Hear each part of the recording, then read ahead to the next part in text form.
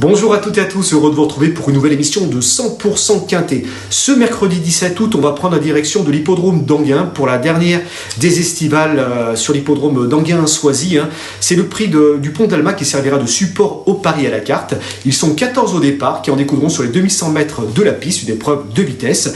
Ils seront 8 en première ligne et les 6 autres s'élanceront de la seconde ligne. Vous allez voir, vous les connaissez bien ces chevaux-là. Ils ont eu l'occasion de se battre et de s'entrebattre durant le meeting estival. Justement, on a quelques lignes à vous proposer dans cette compétition, des lignes plus ou moins solides tout de même, et donc on peut dégager déjà 2-3 bonnes bases. N'hésitez pas à élargir vos jeux parce que on n'est pas à l'abri d'une surprise pour les 4-5e places, donc c'est ce que je dis souvent. N'hésitez pas pour les chambres réduites d'inclure quelques petites cotes intéressantes.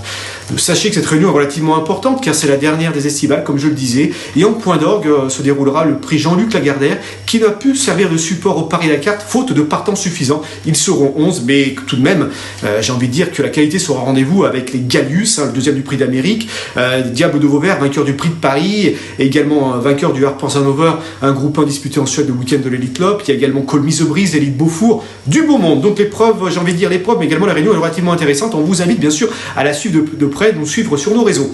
Allez, nous on va entrer dans le vif du sujet pour ce quintet en brossant dans un premier temps le tableau des partants. Tout en haut du tableau des partants, c'est le numéro 1 Foxtrot Noblesse. Il reste sur 2 bonnes performances sur l'herbe. Il est de retour sur un parcours où il a déjà marché une douzaine. J'en fais une première chance dans cette compétition. Le numéro 2, Evita Madrid, elle vient de se classer 3e de l'épreuve référence. C'est le prix Dominique Savary, c'était le 30 juillet. Elle termine 3e de Fine Pearl of Love et également de El Magnificolo de Lou, qu'elle retrouve. Je crois capable de répéter une telle performance, d'être au minimum sur le quintet, voire pourquoi pas sur le podium. Le numéro 3, Europa de Chenu. Elle vient de se classer 4e d'Europa de Fougue du Dollar, qu'elle retrouve dans ce quintet. C'était sous la selle, précisément sur cette piste. Pour son retour à la tête, ça peut être un avantage. Elle peut viser une place, bien sûr, en comptant sur un bon déroulement. Le numéro 4, Fabulous Dream, c'est un élément de qualité. Il vient de jouer de malchance dernièrement. C'était le 3 dans le quintet du 3 août. Sans sa faute dans la phase finale, je pense qu'il aurait emporté. J'y crois beaucoup. J'y compte pour une réhabilitation. Et pour moi, c'est mon favori. Je retiens très très haut, bien sûr, dans mon pronostic. Le numéro 5, Diego Dioulé, il n'a pas été chanceux dans l'épreuve de référence. Il apprécie le parcours de vitesse et il peut se placer. Le numéro 6, French Way of Life. Elle a désormais 2 courses dans les jambes après une absence et son mentor. Mais même si son mentor n'entendait un petit peu mieux dernièrement, je la crois capable de refaire parler d'elle. Alors je dis peut-être pas pour gagner, mais pour viser une 5e place dans cette compétition, elle en est capable parce qu'elle est confirmée à ce niveau-là. Donc je vous invite à vous en méfier. Le numéro 7, Fougue du Dollar, elle reste sur 2 succès, dont le dernier acquis est sous la selle. Le fait de revenir à l'attelé, ça lui fera du bien. C'est vrai qu'elle, j'ai envie de dire, elle est mal placée avec le numéro 7, mais si son partenaire Alexandre Brévard parvient de masquer l'effort le plus longtemps possible, elle est capable de finir vite et de jouer un bon rôle à l'arrivée. Donc j'y crois pour les places. Le numéro 8, Emancourt Bléclin, il a besoin de me rassurer et cette fois-ci, il sera ferré. Et je ne l'ai pas retenu. Le numéro 9, El Magnifico de Lou, c'est le cheval classe du lot pour moi. Pour sa rentrée, il vient de faire impression sur ce parcours où il se classait 2e de Fine Pearl of Love. J'y crois beaucoup, c'est une première chance théorique. Le numéro 10, Expresso Good, il peut surprendre, voilà, il peut intéresser les amateurs de cote. Le numéro 11, Fignot du Pomereux, c'est le 4e de l'épreuve de référence. Il avait le 10 ce jour-là, cette fois-ci il va avoir le numéro 11, numéro plus ou moins sensible. Bien sûr, il a sa place dans les 5 premiers. Le numéro 12, Drop de Colville, il va être ferré cette fois-ci et j'en fais pas une priorité. Mais c'est vrai que c'était pas mal du tout dans l'épreuve de référence où il est terminé bien quand même.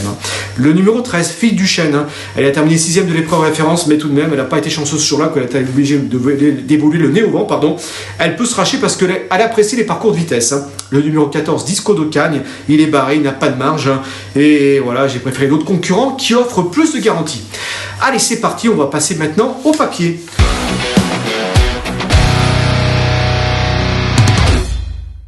Alors tout en haut de ma sélection, j'ai placé le numéro 4, c'est Fabulous Dream, comme je le disais en préambule, c'est un élément de qualité, et même s'il reste sur 2 disqualifications, je le reprends volontiers, dernièrement, il s'apprêtait à attaquer Falco Berry, qui avait l'avantage, lorsqu'il s'est perdu dans ses allures, et sans cette faute-là, je pense qu'il l'aurait emporté. C'est un élément de qualité. Mathieu Abrivard a dit que cette fois-ci, il va peut-être aller en tête, c'est une tactique qu'il a peut-être en tête à ce moment-là, il a déclaré dans nos colonnes, donc en allant en tête, il peut avoir directement son son destin en main, il est le numéro 4, il peut peut-être aller au bout de son entreprise, c'est possible. C'est un élément également qui a la possibilité d'attendre et de dire bien finir. C'est comme ça qu'il avait gagné au printemps dernier à Vincennes. Comme je le disais, il ne manque pas de qualité, c'est un bon finisseur aussi, et cette fois-ci il va être muni d'un enraînement, ce qui va peut-être aussi l'avantager. J'y crois beaucoup. Mathieu Abrivard, bien sûr, est en grande forme, c'est un candidat au succès, je l'ai placé en tête de ma sélection, mais il n'a pas gagné d'avance pour autant, parce qu'il y a un élément de classe en seconde ligne qui s'appelle El Magnifico de Lou. C'est vrai qu'El Magnifico de Lou, après 6 mois d'absence, il vient de réaliser un truc pour son retour à la compétition. Il était obligé de venir sur ce parcours-là, il a été longtemps remarqué à l'arrière-garde, avant d'entamer son effort peu avant le dernier kilomètre, il était obligé de progresser le nez au ventre durant le dernier kilomètre, et malgré tout, il a refait beaucoup de terrain sur Finn Perlovlov. D'ailleurs, on a une course référence à vous de montrer à ce sujet-là. Regardez, il était obligé de venir tout à l'extérieur durant le dernier kilomètre. Il a bien magnifiquement prolongé son effort jusqu'au bout. Et j'ai eu l'occasion de parler notamment avec Vincent Martin. Il disait peut-être 50 mètres plus loin, il aurait peut-être même pu l'emporter. Donc ça montre que le cheval revient vraiment en grande forme. Voilà, dans cette épreuve-là, il est terminé deuxième. La troisième place était pour Evita Madric, qui était revenu de l'arrière-garde très bien finir pour prendre la troisième place à Fignot du Pomereux. Et la sixième place était de la panache dans cette épreuve également de Fille du Chêne qui n'a pas été chanceuse car elle a été contrainte d'évoluer le nez au vent. Drop de Coatville prenait la septième place, il était venu derrière bien finir, pas très loin notamment de Fille du Chêne ce jour-là, donc c'était très bien. Le numéro 8, Disco Docan, terminé 8e, et également la note, c'était Diego Giulet, 9e, qui malheureusement s'est retrouvé en muret vivant long de la corde, et le temps que le passage s'ouvre, il a terminé avec 2 ressources, mais la course était déjà jouée. C'est pour ça que je vous invite à le retenir.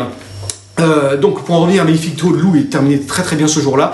C'est un élément qui a été longtemps absent de la compétition, et s'il n'avait pas eu des problèmes de jambes, je pense qu'il aurait le double de ses gains, et je pense qu'il n'aurait même pas eu le droit de participer à cette compétition-là.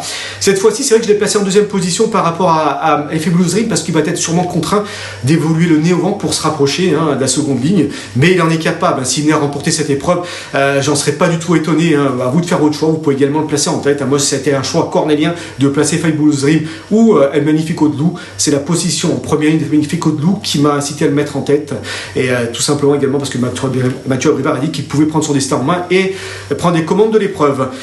Donc sachez que c'est un élément quand même de qualité, il a remporté la moitié de ses courses, il a couru à 32 reprises pour 16 victoires, j'y crois beaucoup, donc retenez-le très haut dans votre sélection. La troisième place, je l'attribue à Evita Madric, comme je le disais, troisième de l'épreuve de référence. C'est une jument qui apprécie les parcours de vitesse, on l'avait vu notamment gagner à Vincennes en 1:11:2 sur les 2100 mètres de la grande piste. Ses 2 dernières sorties à Anguin avaient le théâtre, se sont déroulées sur ce parcours-là. Lors de son avant-dernière sortie, elle a été malchanceuse parce qu'elle était obligée de dévoiler le nez au vent durant pratiquement tout le parcours, mais tout de même elle s'est montrée courageuse pour se classer 6e. Et le dernier coup, malheureusement, elle n'a pas encore été chanceuse parce qu'elle a été reléguée parmi les derniers, et elle s'est décalée de la corde de l'entrée droite pour faire vraiment boulet de canon. J'y crois beaucoup à cette Evita Madric, c'est pour ça que je l'ai placée sur le podium. J'ai placé en 4e position, c'est Foxtrot Noblesse. Foxtrot Noblesse qui découvre vraiment un superbe engagement, pratiquement au plafond des gains, à 130 € du plafond des gains, c'est le mieux engagé. C'est vrai qu'il a le numéro 1, ça peut être un numéro piège, mais c'est un élément qui ne manque pas de vitesse. Souvenez-vous, même de la dureté, parce que souvenez-vous qu'il s'était classé au printemps dernier, 3e de Glamour Queen et également d'Armouras, derrière ces 2 intouchables chevaux qui auraient une première chance si vous les mettez dans cette épreuve-là. Il prenait la 3e place, et il était obligé quand même de venir dans mon temps en faisant un bel effort. Il avait les commandes de l'épreuve, il ne manque pas de dureté. Là, s'il peut faire les 300 derniers mètres, comme l'a déclaré son entourage dans nos colonnes, il est capable de lutter pour un très bon classement. Il peut monter sur le podium pour moi, et pourquoi pas mieux. Je vous invite vraiment à le retenir très haut. Moi, je l'ai placé en 4e position, mais j'aurais pu le mettre aussi en 3e. En 5e position, j'ai placé Fougue du Dollar. Elle est vraiment en pleine possession de ce moyen. Dernièrement, au montée, elle a battu son record sous la selle. C'était précisément sur cette piste où elle marchait 12-1 sur les 2250 mètres. Le coup d'avant, elle s'imposait à la clé. C'est une jument éclectique. Voilà, elle est vraiment en pleine forme, et ce qui m'a incité de la retenir vraiment dans les 5, et pourquoi pas mieux, elle peut jouer, même elle peut monter, elle peut viser mieux qu'une 5e place, pourquoi pas, mais elle a besoin de courir caché, c'est comme ça qu'elle donne sa pleine mesure. Si Alexandre Abrivard parvient à la planquer au maximum et de faire vraiment le cul à la ligne droite, elle est capable de finir à la vitesse du vent, j'y crois beaucoup. En 6e position, j'ai placé le numéro 6, c'est Fille du Chêne, malheureusement, qui n'a pas été chanceuse dans les références, où elle a été obligée de voyager plus d'un tour, pendant un tour le nez au vent. Le coup d'avant, elle terminait 3e dans le quintet, remporté par Aerolina, souvenez-vous, et elle est venue très très bien finir ce jour-là, elle apprécie l'exercice de la vitesse, ça sera un avantage. Le fait de partir en seconde ligne, j'en vois pas forcément un gros désavantage, parce que si elle peut être planquée au maximum, elle va suivre les dos, et à l'entrée à la ligne droite, elle est capable de finir vite, elle peut même terminer dans le quintet, je l'ai placé 6e, mais j'aurais pu la passer 4-5e, vous avez vu, pour les places, c'est quand même ouvert, donc n'hésitez pas à la retenir également en bourrant cette Fille du Chêne. J'ai placé ensuite en 7e position Diego Duhoulet, qui a malheureusement pas eu le coup des franches, le dernier coup dans l'épreuve référence, mais c'est un élément qui a déjà marché 1-12-1 sur ce parcours-là. Alors sachez, 1-12-1, c'est le chiffre que je vous propose dans cette compétition. 1-12-1, c'est le chrono qui a été établi par Diego Duhoulet, par Evita Madric et par Foxtrot Noblesse sur ce parcours-là. Donc ce sont les plus rapides du lot, c'est le temps référence pour ces concurrents du lot, ces concurrents en lice, dans ce prix du Pont d'Alma, ceux qui sont allés le plus vite. En répétant un tel chrono, bien sûr, ils ont une chance de jouer un tout premier rôle théorique dans cette compétition. C'est pour ça que je l'ai inclus dans les 5 premiers, ce Diego Duhoulet, il est capable d'aller, de conclure à l'arrivée de ce quintet. Le numéro 11, Finio du Pomereux, dernièrement terminé, bien sûr, 5e de l'épreuve, 4e de l'épreuve référence. Il est en droit de répéter cette performance-là, même avec le numéro 11, je crois capable de finir vite. J'y crois beaucoup, il a sa forme pour lui, il a de la vitesse, donc retenez-le. Voilà, chers amis, donc on va passer maintenant, on va récapituler mon classement dans la rubrique Notre choix.